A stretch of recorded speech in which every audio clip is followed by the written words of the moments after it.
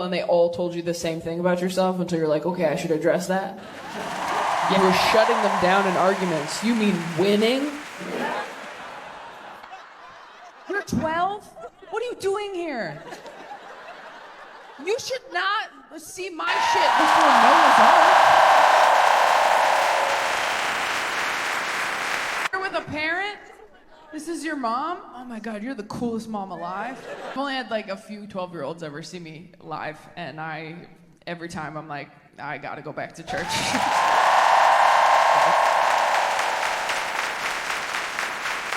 should not be here. You should be at home waiting for your Hogwarts letter. What the fuck?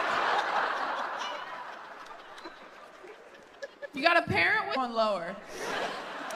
13's fine. You should know how the world works. I take it back. I'm not doing any more afternoon shows. I take it back. I didn't know y'all were gonna treat it like a daycare. I didn't know. I thought this was like a fun, sexy brunch crowd. I didn't know we were coming here instead of the park. Love your outfit, by the way. Those pants are awesome. Thank you so much. This feels like a weird dream I had when I was 12, where I'm like, I was on Kelly Clarkson's talk show, and there were people there, but they were on screens. Yeah, like, I don't know. She wanted to stand up. It was weird. Like, I listened to your albums obsessively when I was a kid. Like, I used to listen to you, like, on a Walkman. Oh, I had a Discman. Yeah, right? Yes. I mean, I got an iPod. Wait, I'm like a decade older than you. You had a Discman? I did. Well, my parents didn't get me an iPod until much later because they like wanted me to be a good person or something. Didn't make me super popular, but it was a sense of humor. But it built character. It did. I mean, Breakaway came out like right as I got my period, so Oh you my are gosh. very important to me. Angst was, you were ready for the angst. Yeah, at you that were age. like Yes. the soundtrack to my menstruation. So nice being in Nashville, finding out exactly how bad allergies can get. Holy shit. It is rough here. The pollen here is like the Holy Spirit because it's fucking everywhere, and it has been ignoring my prayers all week. I have to be honest, my career is going very well right now. Your kid's buried. Holy shit. I'm just trying to get to my car, ghost of Christmas future. I had a guy on OkCupid send me an emoji as an opening line. Not a cute one, not like a heart or a kissy face or even an eggplant, which is gross, but I get it. And I responded, because I was like, I gotta make sure this guy doesn't hurt anybody. Are you negging me? What's happening here? And he goes, well, the way a woman responds to the emoji tells me a lot, Detective Douche Rocket.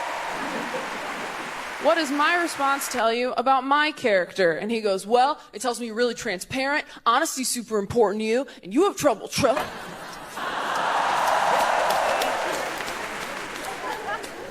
That emoji works. Nothing makes me want kids more than seeing them at pumpkin patches. However, nothing makes me want kids less than seeing them at aquariums. Toddlers in overalls, adorable. And then 2 days later, I did mushrooms for the first time. And as soon as I did those mushrooms, I was like, I should have done these first. Probably wouldn't have gotten these bangs if I forgave myself, huh? But you know what? Having bangs feels exactly like being on mushrooms. The whole time you're just looking at your friends like, do I look weird? You guys would tell me if I looked weird, right? Is it bad different? Is it not good? You know what? I changed my mind. I don't want to do it. It's too late. It's already happening. Okay, no, I can be this person. A lot of my friends are settling down. Some of them are just settling, period. End of sentence. You guys know those couples? Everyone knows one couple like that, where like one person in the couple is way hotter and cooler than the other person in the couple. I like to call those couples chocolate-covered raisins. Because you're like, time you see them, you're like, chocolate, what are you doing? You could have been with anybody. You could have been with caramel, you could have been with marshmallow, and you want to be with raisin forever? Like, no offense, raisin, you're great. We love you. Nature's candy, that's you. But you belong with, like, oatmeal. Like, you know that, right? This doesn't feel good, right? Aren't you scared every day that someone's gonna come along and suck chocolate right off of you?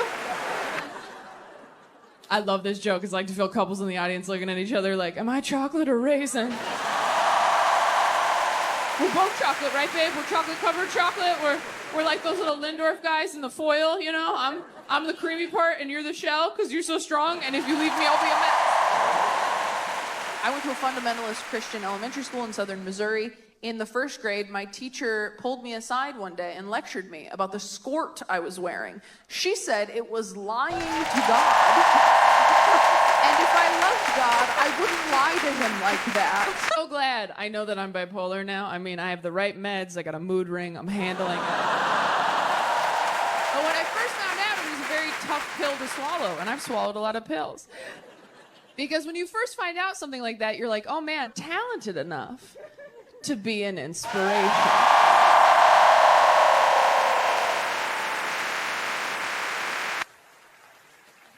Like if I have a thing and someone else has that thing and they find out I have it too, are they gonna feel good or bad with that information? Because when I got diagnosed, they started listing names. They were like, you know who else is bipolar? Selena Gomez. And I was like, that does make me feel better.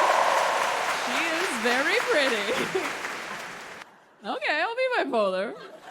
I have to get on a flight at 5 a.m. So I am going to take my meds right now so that they put me to sleep in half an hour.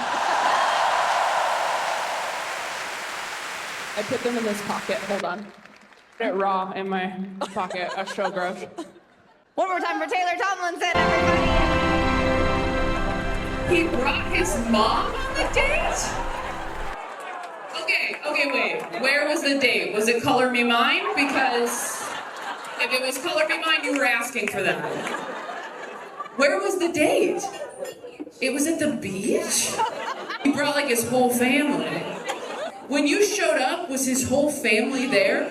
Oh, he called in reinforcements once you got there. What do you think is worse? Someone, as soon as they see you on the date, just leaving, or calling their entire family and turning it into a barbecue? Which would hurt your feelings more? Was he hot? Shit. Because nobody sat them down and been like, I know you're hot, but there are still rules. Like, you fucked up. If someone brought their mom to a date, my first question would be like, how close are you to the Lord? Scale from 1 to 10. Was his name like Jedediah? Because then again, I feel like I don't think I'm being a bitch,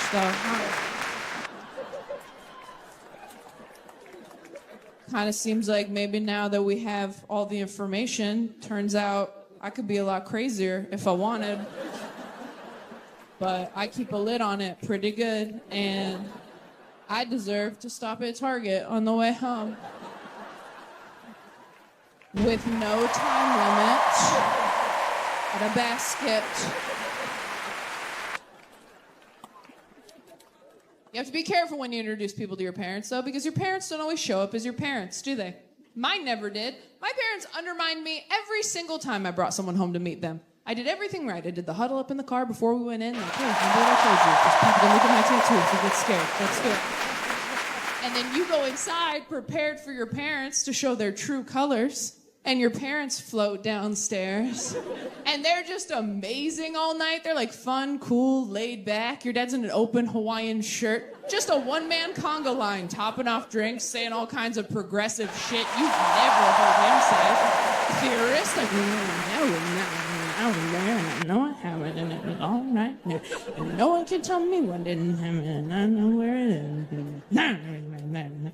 Well, your boyfriend buckles up like, I don't know what you're talking about, babe. Your parents are awesome. And you're like, oh, no, they are not. I don't know who those lizard people were, but they are not the ones who broke me. And the next time you see your parents, they're all smug, like, Jason really seemed to like us. You're like, I know what you're doing. Oh, maybe your therapist wants to meet us next, get our side of the story. I cannot wait till you're in the ground. All right, well, we'd like to be cremated. I will scatter your ashes where God can. You're like, this is harder than it should be. Looked a lot easier when other people did it. Checkout segment for this week. If you live in a big city and you drive a lot or you walk a lot or whatever, if you are sad and you want to feel like you're the main character, I recommend listening to the Parent Trap soundtrack. The Parent Trap soundtrack, 1998, is so good. If you're sitting there going, that's the dumbest thing I've ever heard, a soundtrack, Taylor? Yes. Because me and my friend Irene too, a very funny comedian, we rewatched The Parent Trap. And it was so good. It's so good. It really holds up. Yeah. And if you get a warm drink and you walk around listening to the Parent Trap 1998 soundtrack on a loop, I'm not saying it's going to fix everything. It's certainly not going to make anything worse. And I'm not like a music person who's like, this album will change your life. I'm suggesting a soundtrack that came out when I was 5. I'm pretty sure you just changed my life. I haven't tried If this does nothing for anyone but you, that will be enough. Why are we clapping? Why are we clapping? You should be murdered. It's not the story? I've never met a single couple that met on Craigslist that wasn't fucking